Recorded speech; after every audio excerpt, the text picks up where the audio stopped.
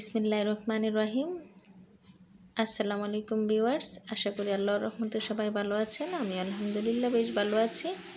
তো আজকে একটা আমি মজাদার রেসিপি নিয়ে আসলাম, পিঠা রেসিপি। তো আশা করব সবার অনেক অনেক ভালো লাগবে। তো আমি চলে যাচ্ছি পিঠাটা আমি কিভাবে তৈরি করব। আমি এখানে চাল নিয়ে নিয়েছি। তো আমি চালগুলি বেছে নিয়েছি। এখানে আমি 3 কেজি চাল নিয়েছি। তো আমি অনেকগুলি পিঠা বানাবো। এখানে আপনারা যে যার মতো ইচ্ছে মতো চাল নিতে পারেন, যার যতটুকু পরিমাণ ততটুকুই নিতে পারেন। তো আমি বেশি পিঠা বানাবো, তো এই কারণে বেশি নিয়ে নিয়েছি। তো আমি চালগুলিকে ভিজিয়ে রাখবো। চালগুলিকে আমি ভিজিয়ে রাখবো প্রায় 2 থেকে 3 ঘন্টার মতো। তো আমি ভিজিয়ে নিয়েছি চালগুলি ভিজিয়ে আমি ছেঁকে নিয়েছি।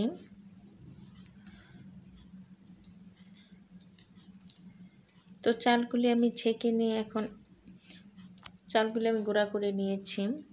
তো আমি যেভাবে পিঠাটা তৈরি করব সেভাবে আমি দেখাচ্ছি, কারণ এই ডোটা দিয়ে অনেক অনেক পিঠা তৈরি করা যায়।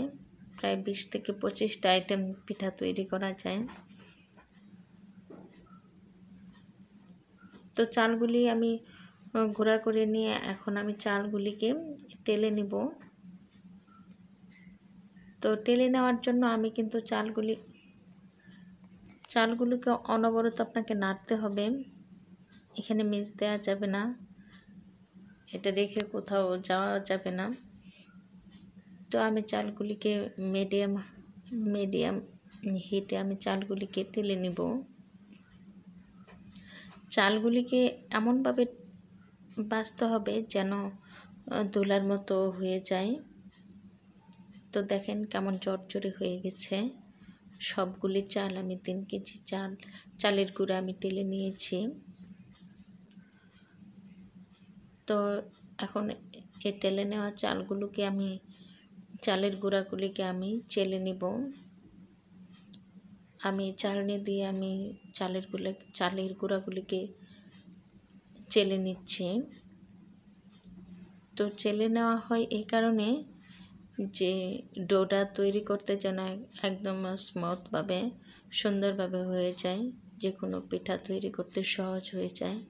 আপনি যখন এটা ময়ান করবেন তখন অনেক সহজ হয়ে যাবে। আর যদি চেলে না নেওয়া হয় তাহলে এই যে আপনি দেখেন অনেক গুটি গুটি হয়ে গেছে চালের গুঁড়াটি। যখন আমি টেলেছি তখন কিন্তু অনেক গুটি গুটি হয়ে গেছে, এগুলো অনেক শক্ত।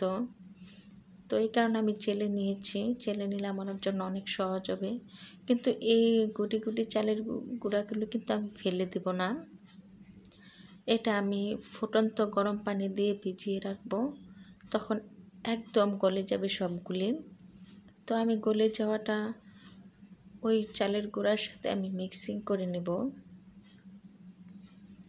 এখন আমি ফুটন্ত গরম পানি দিয়ে ভিজিয়ে রেখেছি। তো এটা আমি আস্তে আস্তে করে চালের গুঁড়াটাকে ফুটন্ত গরম পানি দিয়ে গুলিয়ে নিব। তো আস্তে আস্তে আমি যখন আমার হাত শোয়া আন্দাজ মতো তখন আমি আস্তে আস্তে এটাকে আমি ময়ান করে নেব, ডোটা তৈরি করে নেব। তো আমি এখানে পানি দিয়ে আস্তে আস্তে আমি ডোটা সুন্দর করে তৈরি করে নিচ্ছি।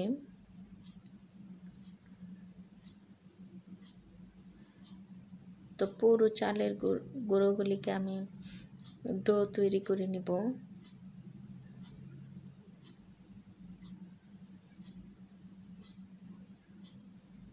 এত গুলানো আমার হয়ে যাচ্ছে আস্তে আস্তে, কারণ এখনও অনেক অনেক গরম, হাত দেওয়ার মতো না।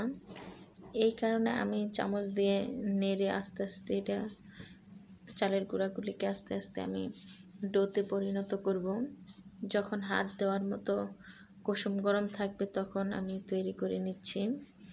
তো এটা আপনারা আস্তে আস্তে করে তৈরি করে নেবেন। আমিও অনেক সময় লেগেছে এটা তৈরি করতে, তো আমি স্কিপ করে নিয়েছি সেটা। তো ডোটা তৈরি করার সময় কিন্তু ভিউয়ার্স লবণ দিয়ে করতে হবে, কারণ লবণটা আমি স্কিপ করে দিয়েছি। তো লবণ দিলে পিঠাটা অনেক টেস্টি হয়ে যায়। তো আমি ডোটাকে ডেকে রেখেছি। তো আপনারা যেভাবে তো এই পিঠাটা আমি তৈরি করব। এই পিঠাটার নাম হলো ঝিনুক পিঠা। তো খেতে কিন্তু অনেক টেস্টি, এটা অনেক মজাদার। এটা সংরক্ষণ করে রাখা যায়। এই যে দেখুন আমি কিভাবে তৈরি করছি। আমি 2টা চিরুনি নিয়েছি। তো চিরুনি গেলে কিন্তু আমার মাথায় কিন্তু চুলের জন্য ইউজ করা না, এগুলি আমি নতুন নিয়ে এসেছি। কারণ এগুলি আমি গড়ে রেখে দিই, যখন আমি পিঠা তৈরি করি তখন আমি এই চিরুনিগুলি দিয়েই পিঠা বানাই। ভিউয়ার্স, আপনারা দেখুন কিভাবে আমি পিঠাটা তৈরি করেছি। সুবিধার্থে আমি আবারও দেখিয়ে দিচ্ছি। তো আমি অনেকবার পিঠাটা দেখিয়ে দিয়েছি। একদম সহজভাবে আমি দেখানোর চেষ্টা করছি। আশা করি সবার ভালো লাগবে। তো আমি অনেকগুলি পিঠা এখানে বানিয়ে নিয়েছি। এভাবে একে একে আমি সবগুলি পিঠা বানিয়ে নিয়েছি। তো ভিউয়ার্স, এই পিঠাটা কিন্তু অনেক দিন সংরক্ষণ করে রাখা যায়। সেটা হলো আপনি যদি রোদে শুকিয়ে নেন, যখন আমি পিঠাটাকে তেলে ভাজবো, তো এই পিঠাটা আমি বানিয়ে নিয়েছি, আমি তেলে ভেজে নেব। তেলে ভেজে পিঠাটা অনেক দিন সংরক্ষণ করে রাখা যায়। সংরক্ষণ করার জন্য আপনাকে একটু রোদ্রে দিতে হবে, সেটাই। তো আমি এখানে তেল দিয়ে দিয়েছি একটি কড়াইতে, কারণ এই পিঠাটা কড়াইতে ভাজতে গেলেই বেশি সুবিধা হয় ফ্রাই প্যান থেকে। তো আমি তেলটা গরম হয়েছে কিনা আমি চেক করছি একটা পিঠা দিয়ে।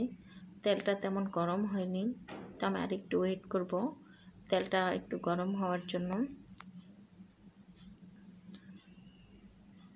তো এই তো এখন তেলটা অনেক গরম হয়ে গেছে। তো আমি আস্তে আস্তে অনেকগুলি পিঠা দিয়ে একসাথে ভেজে নেব, কারণ এটা ভাঙার কোনো স্কোপ নেই, কারণ পিঠাগুলি ভাঙবে না। তো আপনি অনেকগুলি পিঠা একসাথে দিয়েই ভাজতে পারবেন। আমি অনেকগুলি পিঠা দিয়ে দিয়েছি। দেখুন প্রথম অবস্থায় কিন্তু অনেক বাবল উঠেছে, কারণ তখন পিঠাটা একদমই কাঁচা ছিল ডোটা।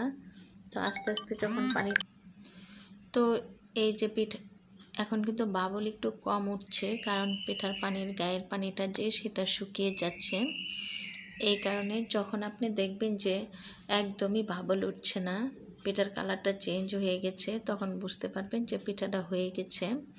দেখুন কালারটা চেঞ্জ হয়ে গেছে, সাদা থেকে হালকা বাদামি কালার হয়ে গেছে।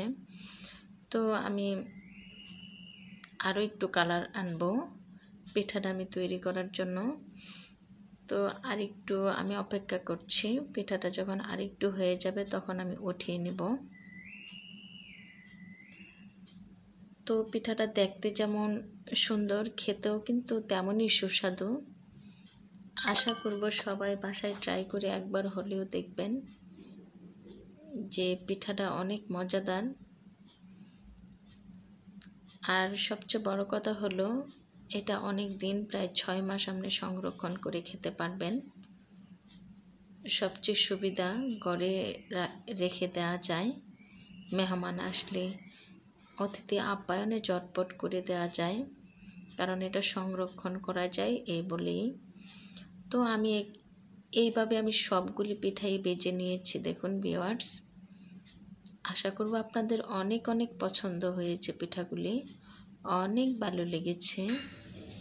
তো ভিউয়ার্স, আমার এই সুন্দর পিঠাগুলি যদি আপনাদের ভালো লেগে থাকে তাহলে কিন্তু অবশ্যই একটা লাইক হয়ে যাবে। আর যারা সাবস্ক্রাইব করেছেন তাদেরকে অসংখ্য অসংখ্য ধন্যবাদ। যারা করেননি ইনশাল্লাহ করে নেবেন। তো ভালো থাকবেন সবাই। আর এই পিঠাটা আমি এখন শিরাতে দেইনি, শিরাতে দিতে হবে, কারণ যেহেতু সংরক্ষণ করে রাখা যায় সেই কারণে আমি আপাতত শিরাতে দেইনি। যখন আমি শিরা দিয়ে খাবো তখন আবার আপনাদেরকে দেখিয়েই খাবো। তো আশা করব পিঠাটা ভালো লেগেছে আপনাদের। তো এখন আমি বিদায় নিচ্ছি, নতুন কোনো রেসিপি নিয়ে আবারও হাজির হব। ভালো থাকেন সবাই, আল্লাহ হাফেজ।